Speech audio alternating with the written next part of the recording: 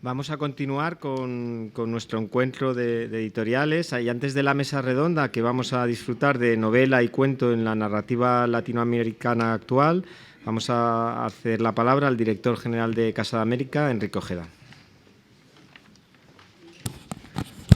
Muy buenas tardes, bienvenidos todos a la Casa de América, al Salón Bolívar de la Casa de América. Muy brevemente, esta mañana no pude participar en la inauguración de estas jornadas. Sí quería dar un saludo institucional de bienvenida a todas, a todos ustedes, especialmente a todos los que vienen de América, los que han venido especialmente de América Latina para este encuentro. Está por aquí la escritora Magiela Baudouin, a la que tuve la ocasión de ver la última ocasión en su antigua librería Trapecio de Santa Cruz de la Sierra. Magiela, bienvenida, igual que tú. Hay otros escritores, otras escritoras de América que están aquí presentes. Simbolizo en ti esa bienvenida. Pero además de dar la bienvenida institucional, que no pude dar esta mañana, quería también mandar un mensaje como trabajador, como miembro de esta casa y sobre todo como un gran aficionado a la lectura, de la importancia que damos a estas jornadas, a estos eventos. Aquí en Casa de América este año cumplimos 30 años, son 3 décadas de intentar acercar a América Latina y España, de intentar reflexionar sobre el vínculo iberoamericano, que siempre reivindicamos. Hacemos muchos eventos al respecto. Hoy hemos tenido en el auditorio todo el día un gran evento sobre liderazgo político, pero tratamos economía, sociedad, historia, inversión, arte en todas sus dimensiones, cine, pero sin duda es la literatura quizás el sector que más cariño tiene aquí en la casa. Ana María Rodríguez, que lleva también un buen tiempo dirigiendo el Departamento de Literatura, todo el equipo de la casa somos conscientes de que en este mundo iberoamericano podemos trabajar, y lo hacemos, la economía, la sociedad, la historia, el cine, pero quizás lo que más une, lo que más hace por agrandar ese gran mundo iberoamericano es la literatura. La literatura más conocida, la literatura menos conocida. Por eso este año hemos empezado varios programas, varios ciclos, algunos de ellos con las librerías menos conocidas, quizás más independientes. Estamos yendo a varias de esas librerías a conocerlas en persona, a que nos digan cómo es su trabajo, a que nos recomienden para transmitirlo por todas nuestras redes sociales a algunos autores, autoras latinoamericanos menos conocidos. Dentro de esa acción, esta colaboración con la editorial Lastarria, con todos los que han participado en la organización de este evento, con la DIRAC de Chile, con la Fundación Chile-España, con esa idea, con la literatura en español, seguimos fortaleciendo ese vínculo iberoamericano como Casa de América. Por lo tanto, encantado de teneros a todos aquí. Algunos sois colaboradores de larga data. Bienvenidas, bienvenidos a Casa de América, que por supuesto es su casa. Muchísimas gracias.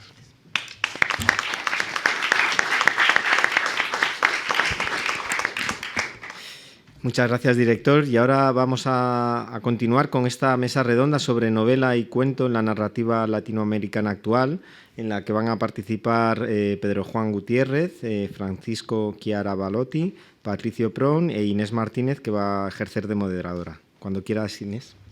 Vale. ¿Esto se me escucha bien? Bueno, hace un ratito me enteré de que iba a ser moderadora, así que estupendo.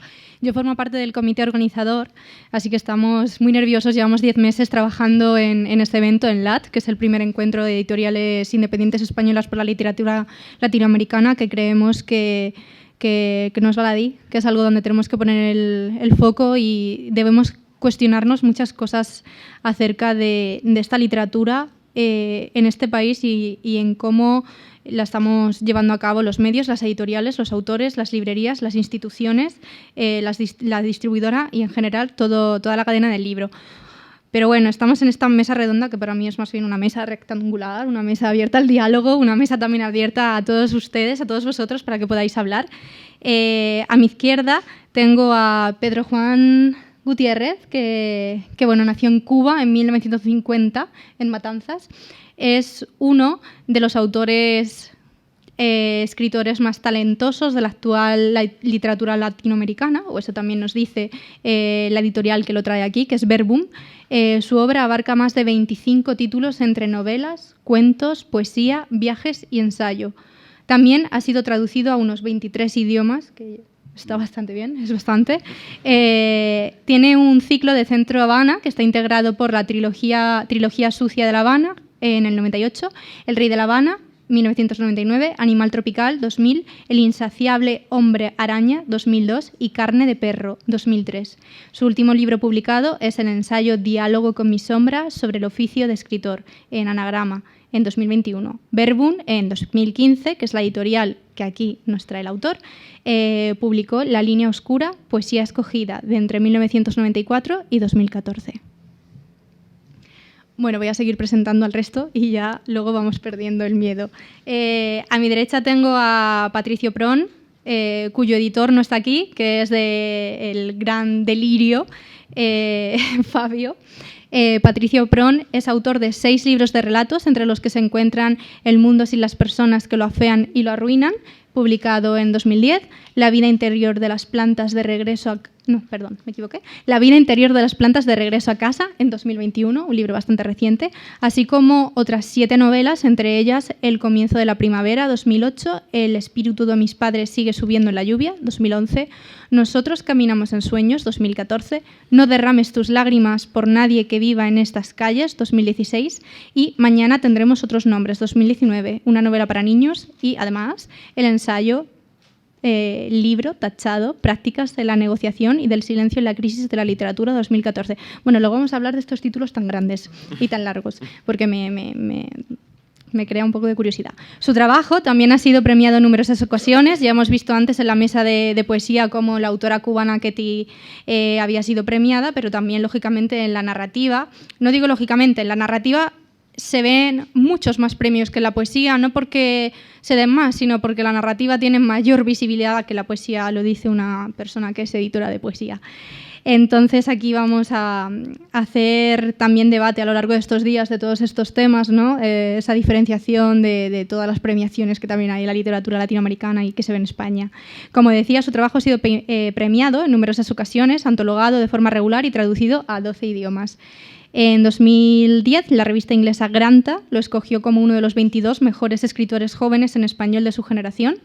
Actualmente en la sala tenemos, de hecho, a otro autor escogido de Cuba, que está ahí presente. Patricio es doctor en Filología Romántica por la Universidad Georg August. Todo vale. Todo vale. De Göttingen, ¿eso bien? En Alemania, y vive en Madrid. Y ya es una larga presentación porque tiene unos títulos muy largos de los que vamos a hablar a continuación. Por último, pero no menos importante, tenemos a Franco Chiaravalotti, también los apellidos. Reside en Barcelona, pero es un autor argentino. Resides aquí en España desde 2003, donde has cursado tus estudios de posgrado en literatura comparada, has vivido en Argentina, en Italia, en Inglaterra y en Kenia. Especialista en narrativa breve, desde 2010 imparte clases de cuento y microrrelato en la Escuela de Escritura del Ateneo Barcelonés. Anteriormente ha publicado los volúmenes de relato Como un cuentagotas que se presiona suave, muy suavemente, Hijos del Hule 2009, y Esos de ahí fuera, Talentura 2015, una edición argentina a cargo también de Baltasara 2020. Además, ha colaborado en numerosas antologías de narraciones breves e hiperbreves, tanto en España como en Argentina. Sus artículos de crítica literaria aparecieron en publicaciones impresas y en línea como Granta, Quimera o Revista de Letras. En 2019 formó parte de la comitiva que presentó a Barcelona en la Feria Internacional del Libro de Buenos Aires, y el libro por el que nos trae aquí que falta, así que por favor prestad especial atención al libro cuando llegue, es Insular, de Tres Hermanas. Bueno, pues ya todos presentados, vamos a iniciar esta conversación en torno a esta novela y cuento. A mí me gustaría centrarme un poco en el cuento, ya que todos tocan este sector de la literatura y que creo que es bastante importante en la actualidad aquí en España y en otros países. Así que, ¿qué importancia le veis vosotros? Patricio, tú que estás a mi derecha, me estás mirando así. ¿Qué importancia le das tú y qué importancia crees que tiene en la actualidad en el público el cuento? Buenas tardes a todos y a todas. Es un gran placer estar aquí. Para mí son días muy complicados. Estamos todos de camino de Frankfurt, o muchos de nosotros de camino de Frankfurt, de modo que siento muchísimo no haber podido escuchar a quienes han hablado hoy por la mañana. Lamento muchísimo no poder quedarme a escuchar a quienes van a hablar a continuación. Lamento muchísimo no poder venir mañana también. Mis disculpas son también extensivas a Fabio de la Flor, mi editor, que no ha podido venir porque tiene un niño. Los niños, desafortunadamente, no prestan demasiada atención a los calendarios editoriales, de manera que ayer se puso malo, pobrecillo, y Fabio no ha podido venir. A este niño que estará viendo este vídeo dentro de 20 o 40 años le decimos que es por su culpa, que lo sepa. Fabio es maravilloso y merecía estar aquí con nosotros. Me pregunta Inés, me pide Inés que conversemos acerca de las relaciones entre narrativa, entre diferentes formas de narrativa en España y en América Latina. La pregunta es enorme y se aparta sustanciosamente de lo que me hubiese gustado conversar con vosotros, que es y con ustedes, que se corresponde más bien con lo que el ensayista mexicano Gabriel Zahid denominó el hecho de estar organizados para no leer. Estamos, sostuvo Zahid, organizados para no leer, y esto se pone de manifiesto en que, dice Zahid, y agrego yo, como posiblemente se haya hablado en estos días y se continúa hablando tras esta pequeña mesa, no es de lectura de lo que hablamos, sino más bien de cifras de venta, de canales de distribución, de formatos de comercialización para los libros. Zahid dice, no estamos organizados para leer, sino para alcanzar metas de crecimiento, producción, ventas, rentabilidad, crecimiento, etc. Esto forma parte de la realidad de lo que a falta de una denominación mejor podríamos denominar el negocio editorial, el negocio de los libros, pero se articula sobre una diferenciación que creo que deberíamos hacer antes de comenzar a hablar de estas cuestiones, que es entre lectores y compradores de libros. Esta diferencia, que a mí me parece sustancial, es una diferencia que hace de lleno a quienes están presentes aquí, puesto que la mayor parte de quienes son pequeños y medianos editores en España y en América Latina trabajan principalmente para la conformación de una comunidad de lectores, no necesariamente para aquellos que, con buena intención, desde luego, compran libros. Ambos colectivos se solapan, pero no de una manera tan clara como las cifras de títulos publicados en España y en América Latina, las cifras de ventas, los ejemplares vendidos, nos permitirían creer. Recientemente, unas estadísticas publicadas por el periodista y poeta español Javier Rodríguez Marcos daban cuenta de que el 63,4% del negocio editorial en España está en manos de dos grandes grupos, que en 2021 fueron producidos 198 millones de ejemplares. Es una cifra absolutamente desconcertante para mí, que vivo hace 14 años en España y trabajo como crítico y escritor. Vemos una reducción notable de las tiradas, de 5.000 ejemplares por libro a 3.590. Básicamente el negocio editorial en España ha estado morigerando el descenso de las ventas que se produjo con el comienzo de la crisis económica en 2008 mediante la producción de más títulos con tiradas más cortas. Esto contribuye a un volumen de producción, una cantidad de títulos tan grande que ni siquiera quienes trabajamos, quienes somos profesionales de leer catálogos y de saber qué se está publicando en cada momento, podemos dar cuenta de esa oferta. Es una enorme organización para no leer y debemos mencionar esta organización a la hora de hablar no solamente de las relaciones entre cuento y novela en el ámbito hispanohablante, sino también de la llegada de los sellos pequeños y medianos latinoamericanos a España. Estas variables no son mencionadas a menudo y, sin embargo, son sustanciales para comprender qué es lo que estamos leyendo, puesto que en realidad solo leemos aquello que nos dicen que debamos leer y que nos ofrecen las librerías para leer. Y naturalmente en España se leen, en primer y casi excluyente lugar, novelas. La similitud y el hecho de que tanto el idioma español de América Latina como el idioma español de España suenen bastante parecido nos lleva a creer que son culturas literarias similares y sin embargo son completamente distintas. Y esto se pone de manifiesto una vez más en el hecho de que en España los libros de cuentos y los cuentistas, importantes como son, reciben una atención considerablemente menor que los novelistas. Esto no es un obstáculo, sin embargo, para el desarrollo de carreras literarias, llamémoslas así, que integran los cuentos y las novelas. En este punto debo hablar de mi experiencia personal y decir que en realidad no recuerdo exactamente cuántas novelas he publicado, cuántos libros de relatos. Inés tal vez lo sepa, yo no recuerdo exactamente.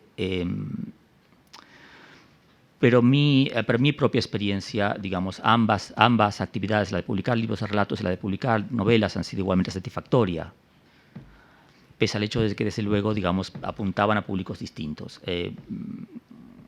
Creo que he publicado 6 libros de relatos. Por lo general, y hasta tiempos recientes, lo habitual era que mis editores publicasen un libro de relatos tras la publicación de una novela.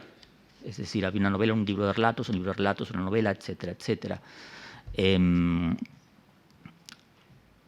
Creo que esta regla se rompió tras la obtención del premio Alfaguara, con Mañana tenemos los nombres, momento en el cual se publicó la novela. A continuación se publicó Alfaguara publicó trayéndolo todo de regreso a casa, libro que reúne unos relatos de los últimos 20 años de actividad como escritor. Y a continuación vino el libro del que supuestamente vengo yo a hablar aquí, que es el Traumbuch, un libro de relatos oníricos, de sueños reales que vengo protocolando desde hace años y que Fabio de la Flor tuvo la magnífica idea de publicar en un libro que es además una especie de objeto en sí mismo.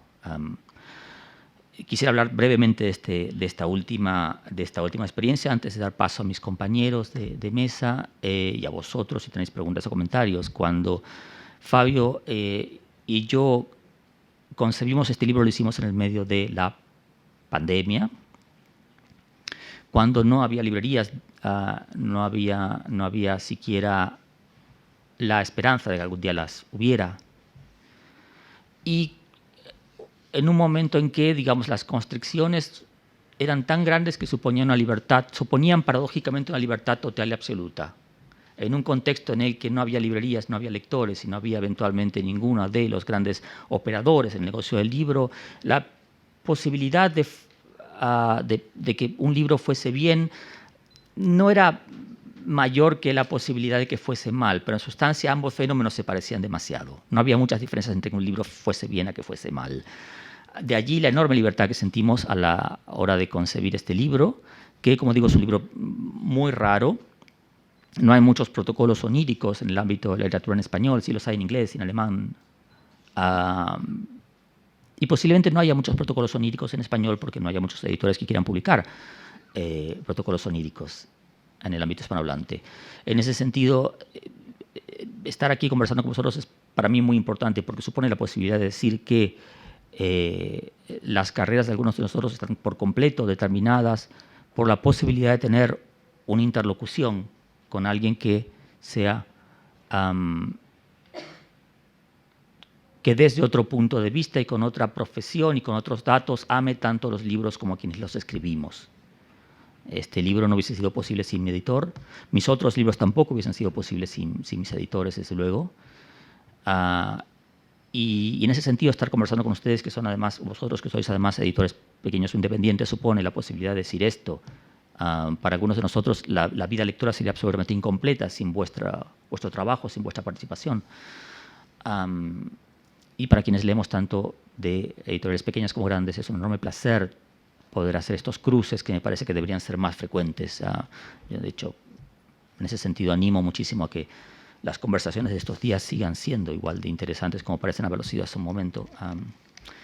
Eso es, para comenzar, tal vez, lo que tenía para decir. Son 6 los relatos que pone que has publicado. Gracias. Con un título muy largo. Sí, son todos muy largos los títulos. Títulos sí. muy largos. Bueno, no sé si Pedro Juan quieras responder también a algo que haya dicho Patricio, de cómo ves tú la situación del cuento, la situación de la novela, desde aquí de España, en comparación con América Latina. También precisar que el otro día en Babelia salió que un tanto por ciento de cuentos muy reducido en su lista de los libros recomendados. Sí, entiendo que fueron uno o dos títulos por 100 libros. Sí.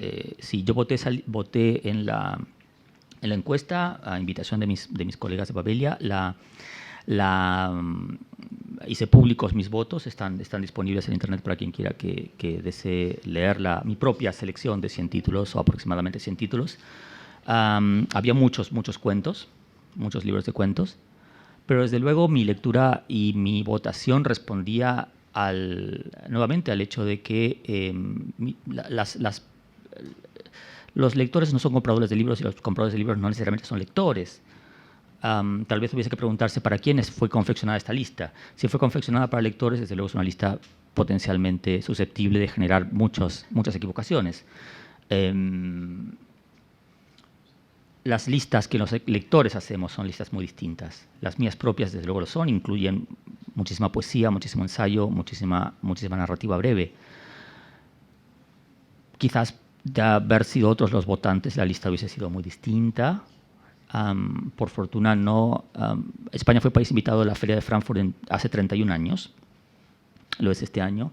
Y tengo yo la esperanza de que no vuelva a ser invitada a los siguientes 31 años. Por consiguiente, la lista dentro de 31 años será, desde luego, muy distinta. Esa es nuestra esperanza. Esa es. Y como decía Pedro Juan, no sé si quieres responder no solo a la pregunta que te he hecho anteriormente, sino a esta también de cómo consideras tú las listas, tanto como autor de ensayos, poemas, cuentos, narrativa, etcétera, con tu larga experiencia en el mundo editorial, tanto como lector como autor. Sí, es que yo creo que hay una larga tradición en España de novela, ¿no? Como todos sabemos. Y América Latina funciona de otra manera. La literatura en Latinoamérica comienza prácticamente en el siglo XIX con el romanticismo. Siglo XX, primera parte del siglo XX, toda esta literatura de la tierra, la novela de la tierra, todo esto. Y ya comienza en las finales del siglo XX, la segunda mitad del siglo XX, es que comienza la literatura urbana. Recuerden que todavía en el año 53, Alejo Carpentier estaba publicando Los Pasos Perdidos. Así que yo creo que esto es importante tenerlo en cuenta, ¿no? Tenemos una tradición diferente, hay una literatura con otra dinámica en América Latina. Yo tuve una experiencia muy interesante en el 2016.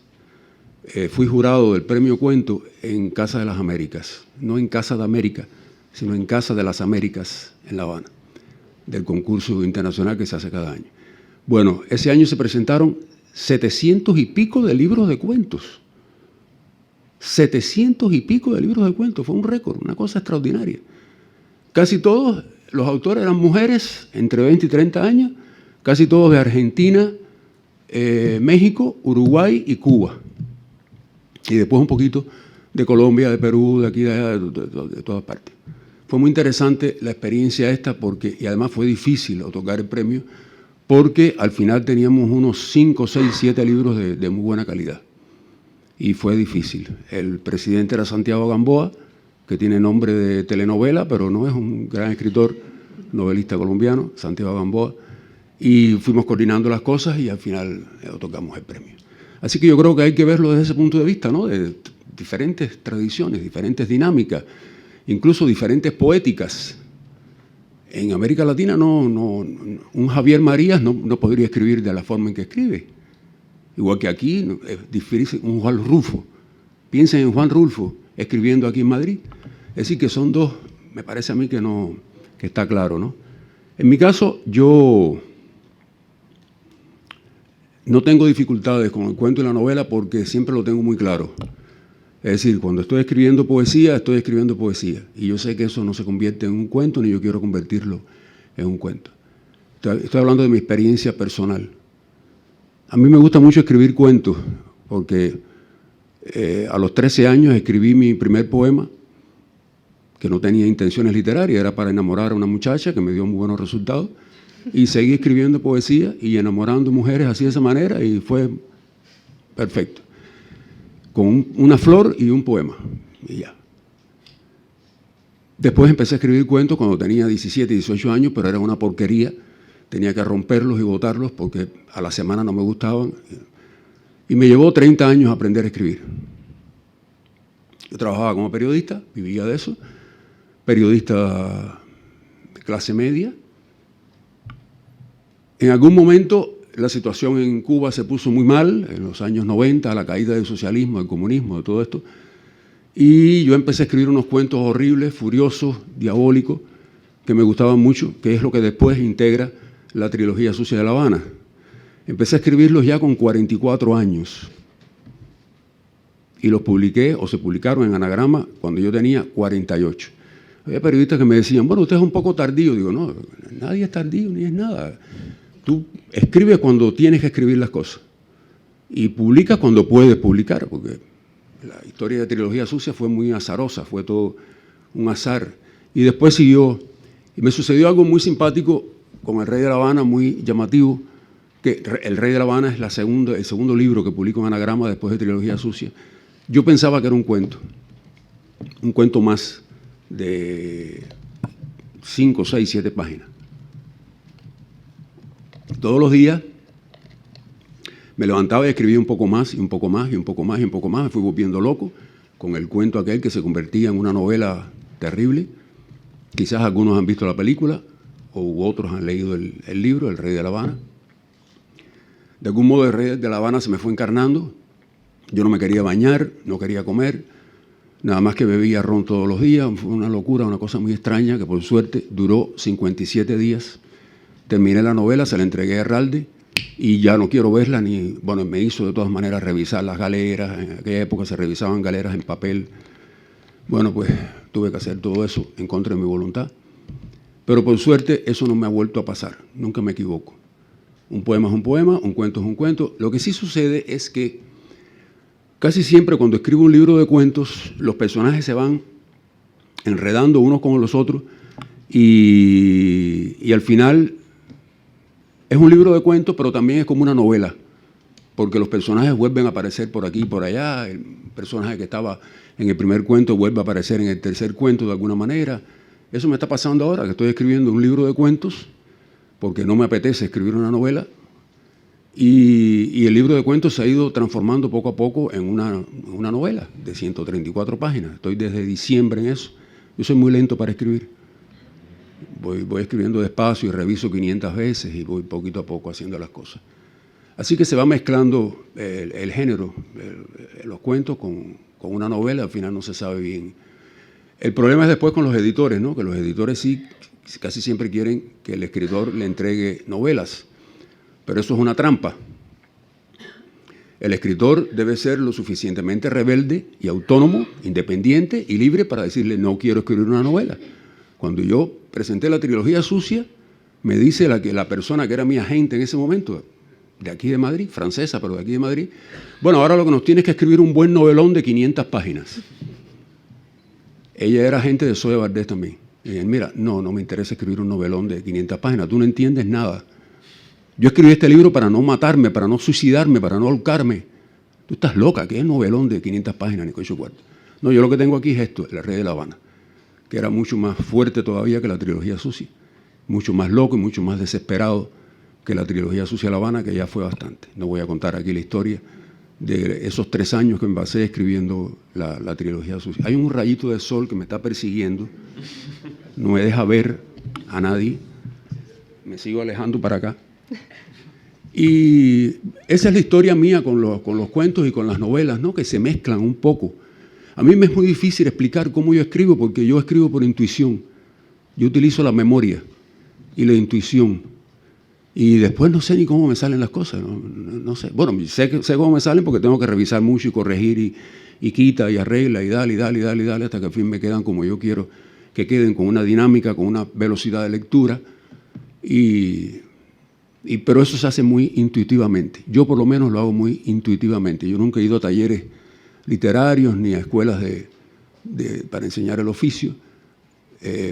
Para algunas personas pueden ser muy buenas, muy útiles, pero para mí no me interesa eso. Yo creo que la literatura para mí siempre ha sido algo muy sagrado, ¿no? Porque es como un espacio voy a decir esto ya para terminar, no agobiarlos mucho, la literatura para mí es como un espacio de la libertad total y un espacio de la memoria colectiva de cada país, de cada nación, de cada momento que te toca vivir como escritor. Yo creo que mis libros, por ejemplo, son una parte fundamental, creo yo, de la memoria de Cuba en las últimas décadas. Creo que ante todo no son libros de entretenimiento, creo que son unos libros de memoria, más allá de la historia oficial, que es la que aparece en los libros, la que le enseñan a los niños en la escuela, en otras partes puede ser Simón Bolívar y en Cuba, bueno, es José Martí, taca, taca, taca, taca. Pero hay una memoria real del pueblo, una memoria real de la gente humilde, de la gente sencilla, que no aparece en ningún libro. Por eso hoy podemos seguir leyendo Dostoyevski. Por eso hoy podemos seguir leyendo a tantos escritores que han dejado una memoria de su momento, de su época y del espacio en que están. Yo creo que eso es lo que yo estoy haciendo, básicamente. No me interesa hacer libros de entretenimiento para entretener a nadie, ni libros de género, de históricos o de policíacos o esto o lo otro. Bueno, muy bien, el que lo hace está bien, tiene que haber de todo en la librería, ¿no? Pero a mí personalmente no me interesa eso. Yo creo que el oficio de escritor es otra cosa, es esto de ir dejando esta memoria y de ir dejando el testimonio que me ha tocado vivir. Y para eso pues vamos mezclando así los cuentos y las novelas y a veces la poesía también, cómo no. Lo que has estado contando me ha recordado a dos escritores, escritor y escritora. Una es una escritora, también poeta, también novelista y también escritora de cuento infantil cubana, Elaine Pilar Madruga. Y me recordaste también a Raúl Zurita cuando dijiste que escribiste esos libros para no matarte, porque es algo que él también dice mucho con toda su obra y en su obra. Fue muy interesante. Me gustaría pasar lo que tú dijiste a Franco, que todavía no habló, y es a raíz de lo último que dijo Pedro Juan, a quien escucharemos mañana recitar, por cierto, a las 5 de la tarde, aquí, sobre el oficio del escritor. ¿Cómo sientes tú, cómo es tu oficio del escritor? Pues bueno, antes que nada, muchas gracias a las editoriales que hicieron presente este encuentro, a Tres Hermanas que me han invitado, a todos que están aquí presentes. Bueno, respecto al oficio, realmente es una cuestión de, por supuesto, de disciplina y también de decisión de qué género cultivar, ¿no? Llevando el tema a lo que es el cuento, ¿no? Que era uno de los aspectos que queríamos comentar, ¿no? En particular, a mí el cuento, bueno, el oficio me ha llevado al cuento de alguna manera, y creo que el cuento en sí, que es, yo básicamente cultivo el cuento, escribo cuentos, he estudiado el género e imparto clases del género cuento. O sea, el género cuento abarca, ¿no? Atraviesa varios aspectos de mi vida profesional y personal, ¿no? En lo profesional porque imparto clases de cuentos, perdón Pedro, pero doy clases de cuentos en una escuela de escritura. Y también porque, bueno, porque lo he estudiado, ¿no? Y en lo personal también porque el cuento, por su flexibilidad, en cuanto a, que la novela también lo tiene, pero la brevedad, ¿no? De alguna manera representa ciertos estilos de vida, ¿no? Y es lo que, particularmente, mi vida personal se puede, yo creo, contar más a través de un cuento que de una novela, ¿no? A través de cuentos que de novelas, ¿no? Debido también a diversas vicisitudes vitales, ¿no? Y también una cuestión que tiene que ver con el uso del lenguaje, ¿no? El cuento. O sea, yo creo que utilizo un lenguaje mestizo, por decirlo de algún modo, peninsular, latinoamericano, rioplatense. A veces exploro otras jergas y otros tipos de lenguajes latinoamericanos, ¿no? De hecho, cuando estaba antes escuchando a las compañeras poetas, ¿no? A Ketty y al resto de poetas aquí, me ha pasado lo que me pasa cuando participo de encuentros donde hay diversas voces latinoamericanas. Digo, joder, me siento orgullosamente latinoamericano al escuchar tanta riqueza de tonos, de voces, de músicas, de léxico, de jergas, ¿no? Cuánta variedad tenemos en una lengua tan maravillosa como el castellano, desde el sur de Río Bravo hasta Tierra del Fuego, pasando por Filipinas, por Guinea Ecuatorial, y realmente me resulta un disfrute, ¿no? Como por ejemplo he escuchado ahora a las poetas previamente, y me quedaré después también para escuchar, y mañana también, y el cuento me permite explorar, particularmente a mí, ¿no? Ese tipo de versatilidad que tiene los diversos tipos de castellano, ¿no? Puedo escribir un cuento en castellano peninsular, otro en rioplatense, tengo algunos cuentos escritos en mexicano, ¿no?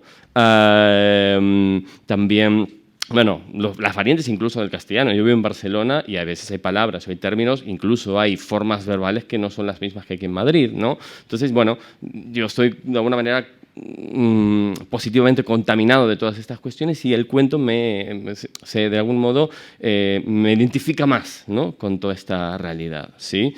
No sé si respondió más o menos la pregunta original. Yo creo que sí, más o menos, ¿no? Si me voy por las ramas, dímelo. Pero además también el cuento, como género, hay un dilema que es muy frecuente, ¿no? O mejor dicho, una cuestión que se plantea, ¿no? ¿Por qué el cuento está tan difundido en Latinoamérica y tan poco aquí, ¿no? Si bien hay una gran cantidad de editoriales aquí que la forjan, que la cultivan, que la publican, ¿no? Cada vez más latinoamericanas y latinoamericanos, ¿no? Yo creo de todas maneras, cuestiones históricas, ¿no? Julio Cortázar ya decía, ¿no? que el cuento el cuento de Latinoamérica responde también a su... Y volviendo al tema de la fragmentariedad, a su historia tan fragmentaria y convulsa, ¿no? Que genera una idiosincrasia determinada donde el cuento permea más, ¿no?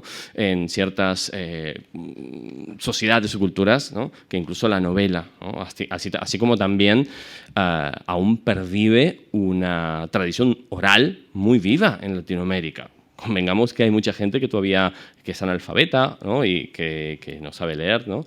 Y que el cuento, o sea, la transmisión de conocimientos o de historias o de relatos a través del cuento es una fórmula, digamos, más asequible, ¿no? Para esa clase de lectores, ¿no?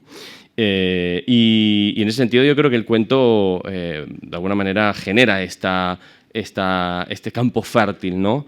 En Latinoamérica. Y bueno, en España, comentaba antes Patricio respecto a esta polémica, que toda lista siempre crea polémicas. De hecho, también cada año, yo particularmente lo hago, los 50 libros que selecciona el país, yo miro a ver cuántos libros de cuento hay. El promedio son 2 de 50. Pero bueno, es una realidad, ¿no? Que a veces, yo lo comento con colegas o con alumnos también. Yo digo, bueno, esto quizás está cambiando, ¿no? Porque hay cada vez más editoriales, a un punto hay más gente interesada en el cuento, hay más personas interesadas en aprender la técnica del cuento. Es una técnica específica que, bueno, se puede aprender leyendo y escribiendo y manchando páginas, pero también se puede aprender a partir del conocimiento de ciertos métodos, una técnica, ¿no? Y me preguntaba si esto es una tendencia que está cambiando. Yo creo que sí, pero muy lentamente, ¿sí? No deja de ser el cuento, y sigue siendo, así como la poesía lo es, un género minoritario, ¿no? Digamos, desde el cuento clásico, donde encontramos un final conclusivo, hasta el cuento más contemporáneo, como se le suele llamar ahora el poscuento, en el que no hay tanto una idea de conclusión, sino de una crisis, ¿no? Una ruptura que se presentan los personajes, sin ningún tipo de mensaje claro, de conclusión, ¿no? Eso forma parte del universo de las conclusiones del lector, ¿no? Esto genera más trabajo, digamos, ¿no? En buena medida, también por el hecho de que en un volumen de cuentos se ha de entrar y salir constantemente de una historia a otra. Y en ese sentido, ese mayor compromiso, ese carácter coautoral del lector genera, bueno, un lector más minoritario, digamos, ¿no? Que quizás esa extraña entidad llamada gran público quizás no estaría tan dispuesta a asumir, ¿no? Pero bueno, por ahí va la cosa. A mí me gustaría haceros más preguntas, pero también quiero dar la oportunidad al público porque el tiempo se nos echa encima. Entonces me gustaría saber si le queréis preguntar algo a Pedro Juan, a Patricio o a Franco, porque ha estado muy interesante lo que han dicho y creo que da lugar a bastantes preguntas. Ketty. Bueno, pues para mí es un placer escucharlos a ustedes tres, a ti como moderadora que los estoy escuchando.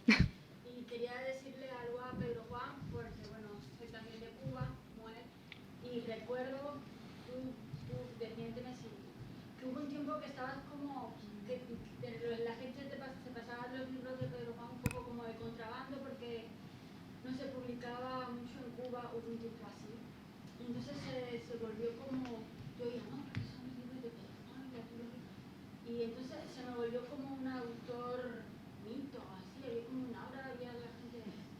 Y nunca lo leí en Cuba, lo conocí, porque trabajando en una editorial donde por fin lo publicaron, pues yo era la promoción y bueno, pues tuve el placer, así como.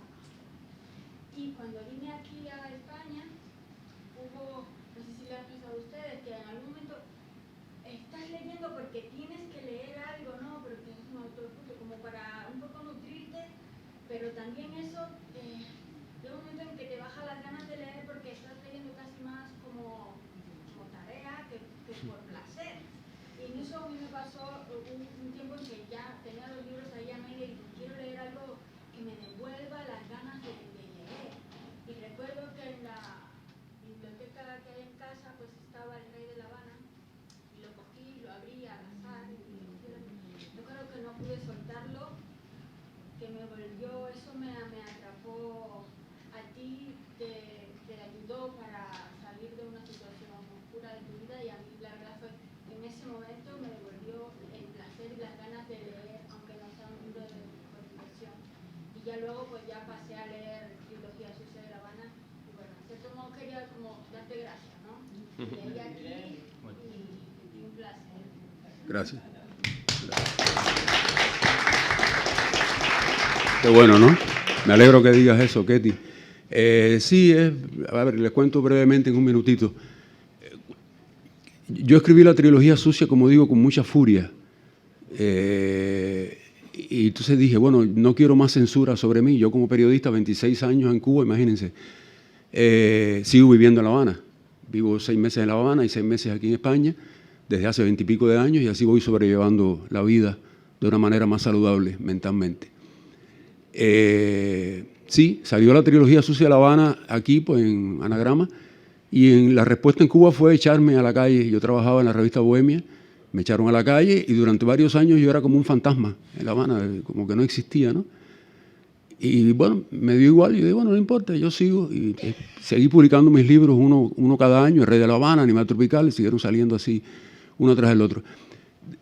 Hace unos años, Andrés Ordóñez, un ensayista mexicano, amigo mío, me dijo, es que a ti te pasó lo mismo que a Luis Buñuel con Los Olvidados.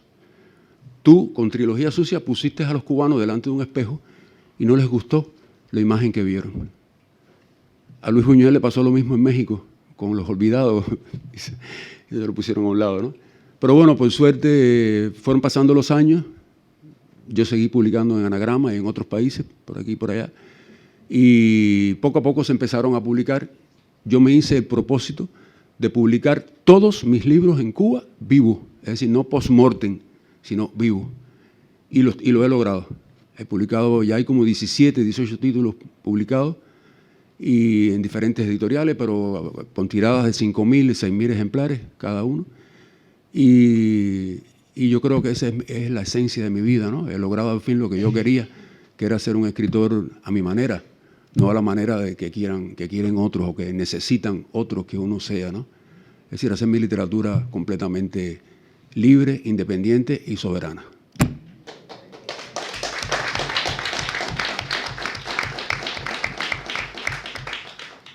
¿Alguna otra pregunta? Bueno,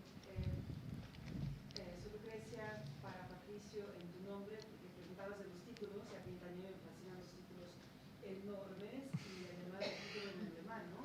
Como sí. Das Traumbuch o El Traumbuch, ¿no? ¿Por qué?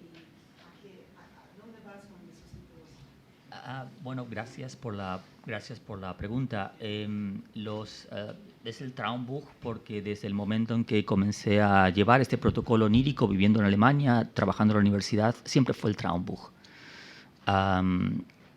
Martin Valls ha sacado recientemente un libro también llamado Traumbuch, ha sido una gran coincidencia a mis ojos. Pero la razón de los títulos largos es básicamente que a nadie le gustan. No les gustan a los editores, no les gustan a quienes tienen que completar albaranes para hacer envíos por correo, no les gustan a quienes tienen que vender los libros, naturalmente, no les gustan a muchos lectores. Demandan, sin embargo, una especie de atención que no tendemos a prestar ni siquiera a los títulos de los libros, ni a hablar de los libros mismos. Y esa es la razón por la que utilizo títulos así, por la que a esta altura ya van convirtiéndose, ya surgen durante la escritura de los libros sin ningún tipo de, sin que yo tenga que tomarme el trabajo de pensar cómo se llama este libro. El título surge durante la escritura del libro y a menudo no tiene nada que ver con el libro en sí, de ratos, excepto de una manera enigmática. Ese enigma solo puedo resolverlo escribiendo el libro.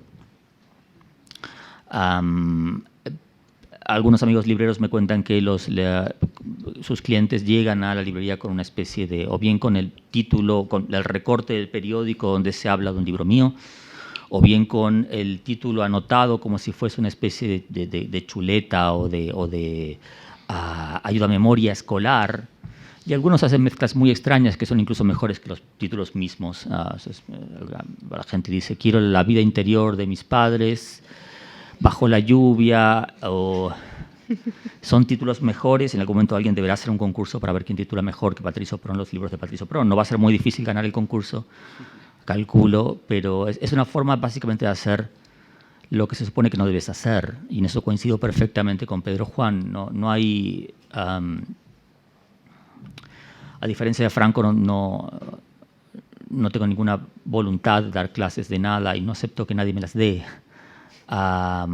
Creo que debemos, si no puedes ser libre en los libros, no hay otro sitio donde serlo. De modo que, por lo general, tan pronto como hay algo que se vuelve demasiado mecánico, trato de romperlo y de hacer otra cosa distinta. Con los títulos supongo que en algún momento llegará esto, pero mientras tanto los títulos funcionan como una manera de decir, este no es un libro cualquiera, digamos, idealmente al menos. Tenemos que ir cerrando esta sesión para dar unos minutitos para que os deis una vuelta por las librerías, que os recordamos que está la librería Los Pequeños Seres, Iberoamericana y Juan Rulfo, pero si alguien se quedó con ganas de preguntarle a Franco, por favor, bueno, Regina. Es una pregunta muy breve que algunos escuché, pero no me consta, que Borges había dicho que era mucho más difícil escribir un cuento que escribir una novela. Entonces no me consta, pero quería preguntarte acerca de la dificultad de lograr una historia en un breve espacio. Bueno, en el cuento lo no dicho es más importante que lo dicho, mucho más que en la novela, ¿no?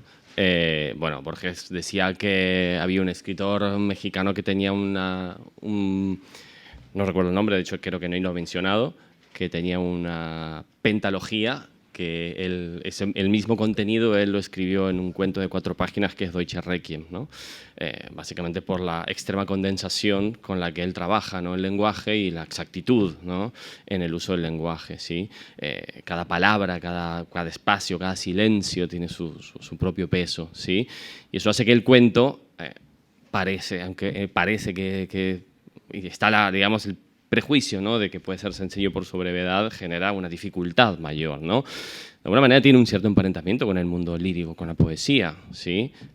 Yo, promuevo, hay gente que también, como ya hemos dicho antes, que la poesía es un universo más minoritario.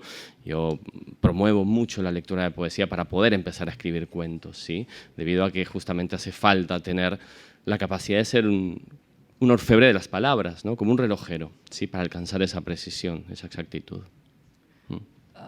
Pero no es una cuestión moral, diría yo, ¿no? Nuevamente citando a Borges, a menudo se habla del cuento como una instancia algo más, moralmente más elevada que la novela. lo que equivale prácticamente a discutir la superioridad moral del decasílabo sobre las formas libres en poesía. En buena medida, la defensa de los cuentos, que es una defensa importante, se ha hecho siempre sobre la base de la idea de que, digamos, los cuentos serían una forma de resistencia. Y sin embargo, creo que para la vida de todos nosotros como lectores constituyen una forma más. Para la vida como escritores de todos nosotros, algunos de nosotros, es también una forma más.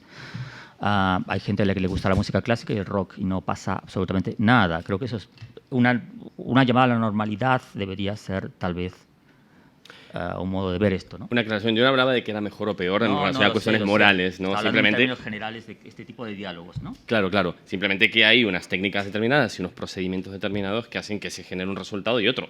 El resultado puede ser muy eficaz en ambos lados, ¿no? Es como discutir sobre Apple y sobre Android y iOS. O sea, si funcionan las cosas, todo está bien, ¿no? Sí, Juan Villoro dice que él se levanta, hay días que se levanta, son como distintos remedios para diferentes enfermedades, dice Juan Villoro. A veces se levanta por las mañanas engripado y escribe cuentos, y a veces se levanta con dolor de cabeza y escribe novelas. La genialidad de Juan Villoro nos permite poder explicar un problema estético con una frase que parece casi una butad. Pero en sustancia son diferentes formas para algo que debería, como decía Pedro Juan en su momento, primar en nuestras lecturas, que es la libertad absoluta con la que escogemos los géneros en los que escribimos y los que leemos, ¿no? Diría yo. Por desgracia tengo que interrumpir esta genialidad y tenemos que dar pie al levantamiento para la próxima sesión, que yo seguiré moderando aquí. Así que un aplauso.